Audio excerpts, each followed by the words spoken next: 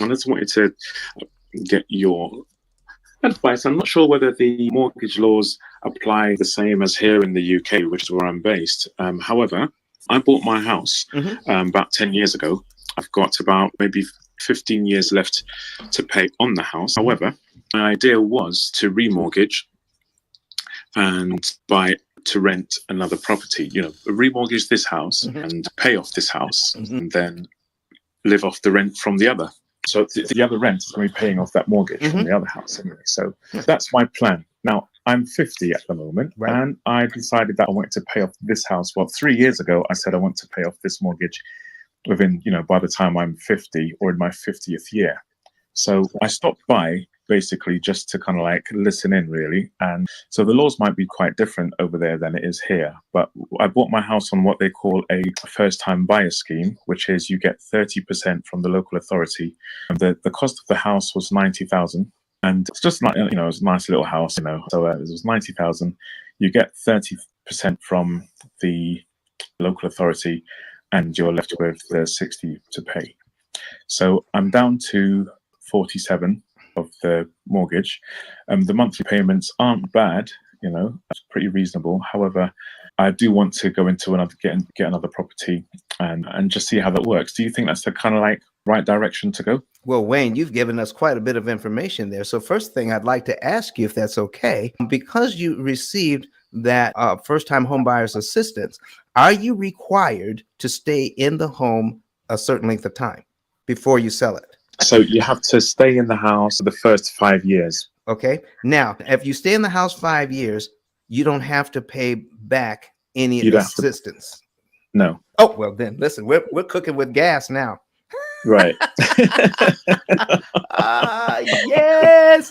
Well, listen, I didn't want you to have to pay back any of that money. So that's the thing with these first-time home buyer programs, folks. Read them well. Read them well. I'm going to use your example to tell this little story. I just heard about a couple who worked very hard to pay off their house, but the program that they were in, the value of the house has grown tremendously. But because of the particular program, they had to sell it to people who were challenged financially. They had to sell it to someone who was challenged financially.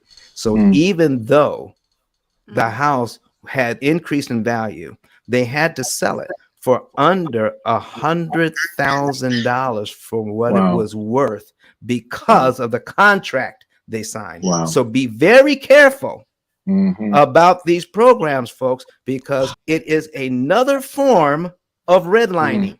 Okay, redlining on the backside. Okay. And the thing is, Don, there's two types of contracts. You can either buy it outright, which is taking the 60,000. Or there was a shareholders as well. So I thought there was like all these little, what do you call them? Small footnotes that had like, unless you do this or unless you don't do that and yada, yada, yada. I thought to myself, I got someone else to just scrutinize that contract. There you go. I even signed anything, I'm still kind of new to the housing thing. Well, I've been in this house 10 years now, but I do want to venture into another property as well. And the property in the UK, especially in the area that I live at the moment, in Manchester, northwest of England, the housing up here is, dirt cheap. Listen, folks, because of what you're saying now, I want you to tell them why it is so important for you to get that housing now, because of what the housing is like and around London, and why you want to take advantage of that situation right about now. Tell us about that, because I mean, you live on an island and they're not making any more land. Okay, tell us about it. I'll tell you, right, in the UK, I'm not sure if there's anybody else here in the UK, but the cost of my house, right, at the moment, if you're looking at 47 grand as it stands for my mortgage at the moment, you're looking at a one bed or a studio flat in London, or even a room that would cost around that much. London prices are just ridiculous. So there's a lot of folks in London who are selling up and moving out, or they're buying outside of London. Yes. And there's loads of people buying outside of London. And I thought, well, let me just scoop up a few of these houses before they're all gone. There you go. There you go. So now the reason why I know that is because we have clients in London. Right. So the program, right. the program does work there. So Right. listen, we would love to work with you as well. Our program only requires that you do one thing: just take out the word dollars and insert pounds, and that's the only difference. Yeah. That's the only difference. Okay. That's great. I would definitely do that. I would cash out. I would definitely and look at purchasing some of the property while you can, using that money. And then what I would do is I would stay away from cashing out and using that money to purchase one property. I would try to make a down payment on as many properties as that cash would allow me to make down payments on. Put renters in it, and let the PILL method show you how to pay off, all 4 or 5 of those properties in record time. Yeah. Well, that's good.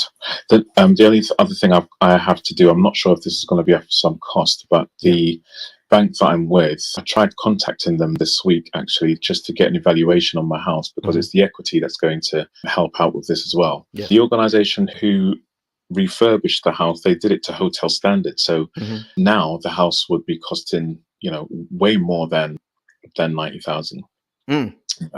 So I would need to get hold of them, get valuation on the property, look at another property that I'd like to purchase, and just take it from there. That's the gray area that I'm not 100% sure on. We'll be able to help you on information like that. And listen, there is a lot of help out here for you.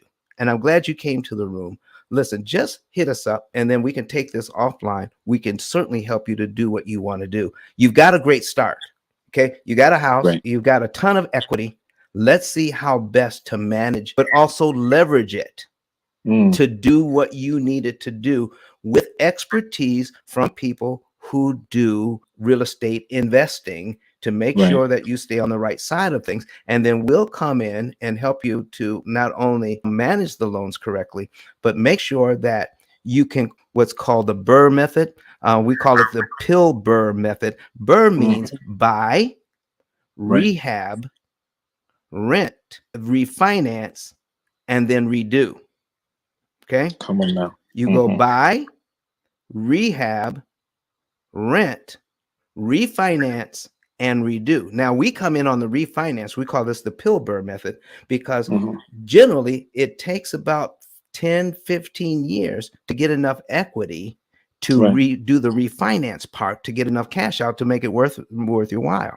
With the PILL method, we get you there in 5 to 7 years at a much lower interest cost, that you could refinance faster and not have to compromise using the monies that you have earmarked to do reinvesting.